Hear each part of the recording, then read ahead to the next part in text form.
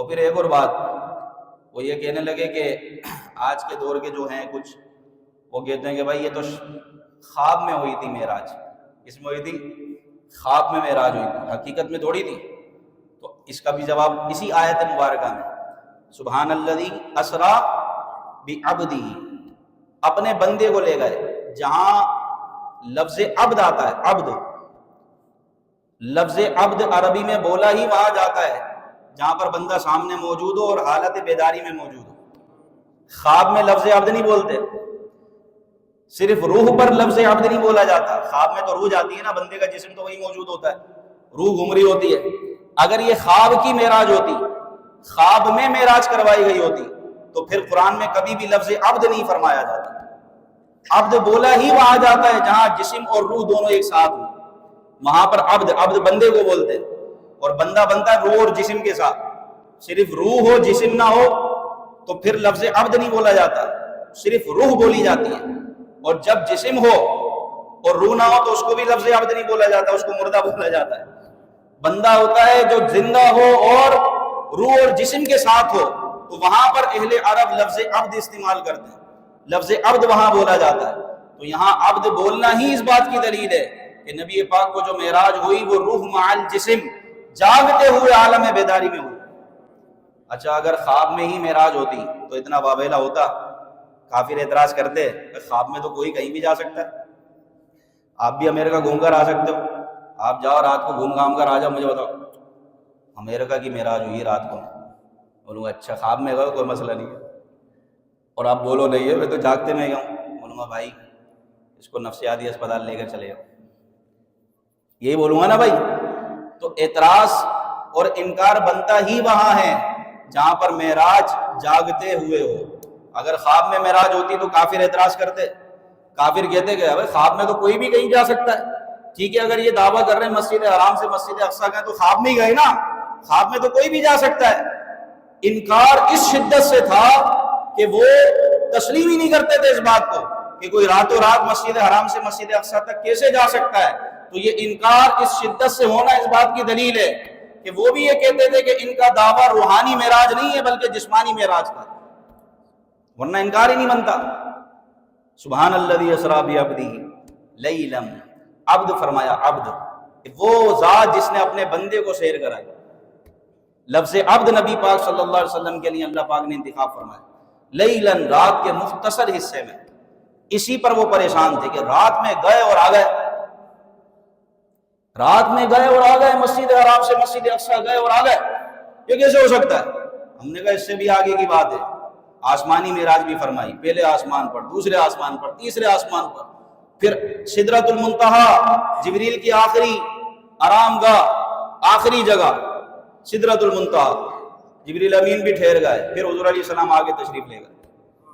تھکے تھے روح الامی کے بازو، چھٹا وہ دامن کہاں وہ پہلو، رکاب چھوٹی امید ٹوٹی، نگاہ حسرت کے ولولے تھے۔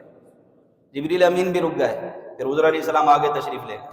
جہاں جبریل کی انتہا ہوتی ہے وہاں سے نبی پاک صلی اللہ علیہ وسلم کی ابتدا ہوتی ہے۔ بولو بھائی سبحان اللہ۔ براق حاضر ہوا تھا حضور علیہ السلام کے لیے، براق پر حضور بیٹھے، براق برق سے، اس کا مطلب ہوتا بجلی، اس کی رفتار ایسی تھی بجلی کی طرح، اور کہا جاتا ہے کہ اس کا پہلا قدم وہاں پڑتا جہاں اس کی نگاہ پہنچتی، وہ براق تھا، براق برق سے، بجلی۔ تو جب بجلی کی طرح کوئی سفر کرے گا تو پہنچے گا نہیں، وہ ان کو یہی سمجھ میں نہیں آیا۔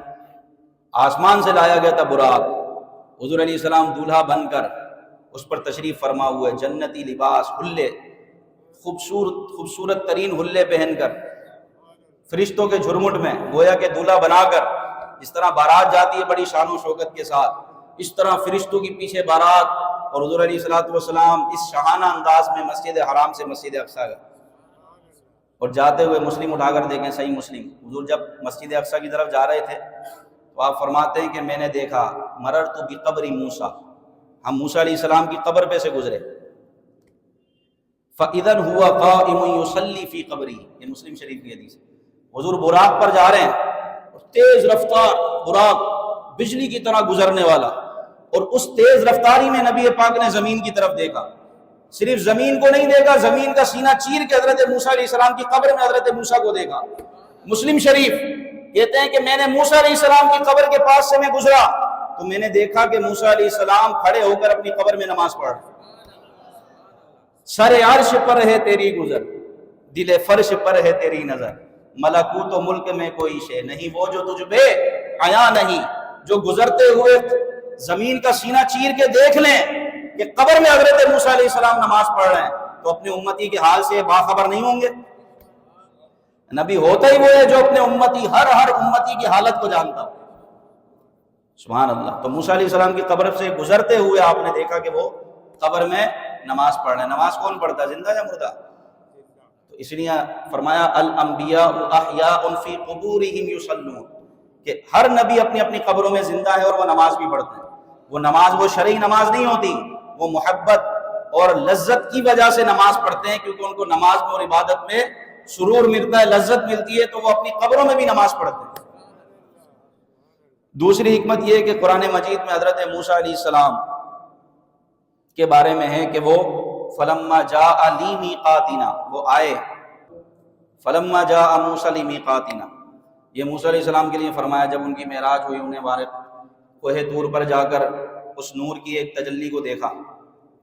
اور حضرت ابراہیم علیہ السلام کے بارے میں فرمایا، حضرت ابراہیم علیہ السلام نے فرمایا کہ اب میں جاؤں گا اپنے رب کی طرف۔ پھر حضرت ابراہیم علیہ السلام کو معراج فرمائی گئی۔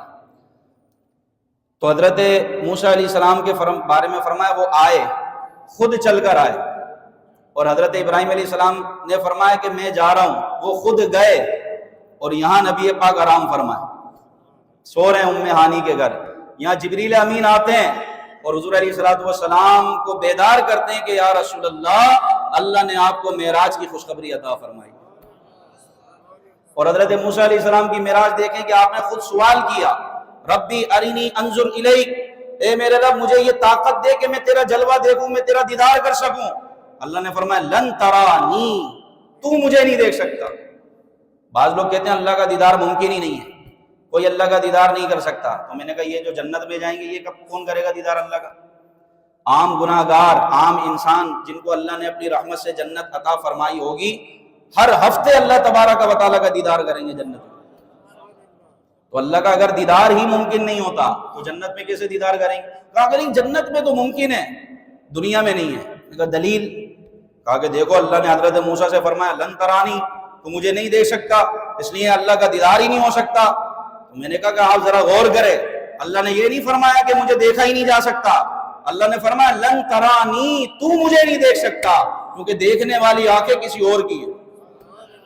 تو حدیث پاک حضور خود فرماتے ہیں رأیت ربی فی احسن صورتی، حضرت عبداللہ ابن عباس سے روایت ہے، حضور فرماتے ہیں کہ حضرت ابن عباس فرماتے ہیں نبی پاک نے فرمایا میں نے اپنے رب کو بڑی اچھی صورت میں دیکھا، ما زاغ البصر وما طغى، آنکھ نہ بہکی نہ بھٹکی اس جلوے کو دیکھ کر۔ کسی نے کیا خوب کہا، قصہ طور و معراج سمجھے کوئی، فرق مطلوب و طالب میں دیکھے کوئی بے ہوش اور جلووں میں گم ہے کوئی، کس کو دیکھا یہ موسیٰ سے پوچھے کوئی، آنکھ والوں کی ہمت پہ لاکھوں سلام۔ تو دوسری حکمت یہ تھی۔ اچھا رات کو معراج ہوئی، رات میں آپ کو سفر کروایا گیا، رات کو معراج کروائی گئی، تو اسی کی حکمت کیا ہے؟ دن میں ہوتی بھائی معراج، تو رات اصل میں محبوبوں کا وقت ہوتا ہے، اللہ کے مخلص بندے رات بھی اٹھ کے عبادت کرتے ہیں اور اللہ تبارک و تعالیٰ کی بارگاہ میں جھکتے، تو رات یہ مقربین کا وقت ہوتا ہے، اور لقاء ملاقات کے لیے، اللہ کے نیک بندوں سے ملاقات کے لیے اور اللہ کی بارگاہ میں حاضر ہونے کے لیے رات ہی زیادہ مناسب ہے، انسب ہے، تو اس لیے رات کا انتخاب فرمایا گیا۔ یہ رات میں معراج کروانے کی حکمت۔ اچھا پھر فرمایا کہ مسجد حرام سے مسجد اقصیٰ تک گئے۔ مسجد اقصیٰ معراج کروانے کی حکمت، مسجد اقصیٰ تک کیوں لے جایا گیا؟ اس لیے کہ مسجد اقصیٰ یہ تمام انبیاء کی ہجرت گاہ تھی، تمام نبیوں نے اس کی طرف ہجرت فرمائی، اور پھر یہ قبلہ اول بھی تھا۔ تقریباً تمام انبیاء کرام علیہ السلام نے مسجد اقصیٰ کی طرف ہجرت فرمائی اور اسی کی طرف رخ کر کے عبادتیں سر انجام دی۔ صرف ہمارے پیارے آقا صلی اللہ علیہ وسلم نے کعبہ مشرفہ کو یہ شرف بخشا کہ ہم اس کی طرف رخ کر کے نمازیں ادا کرتے ہیں، یہ ہمارا قبلہ ہے۔ اس سے پہلے جتنے انبیاء کرام علیہ الصلوۃ والسلام تھے، ان کا قبلہ اور ان کی ہجرت گاہ یہ بیت المقدس تھا، مسجد اقصیٰ۔ تو اللہ نے یہ چاہا کہ میرے محبوب کو اس سفر میں دونوں قبلے کی رؤیت، دونوں قبلوں کا دیدار حاصل ہو، اس لیے مسجد حرام سے مسجد اقصیٰ گئے۔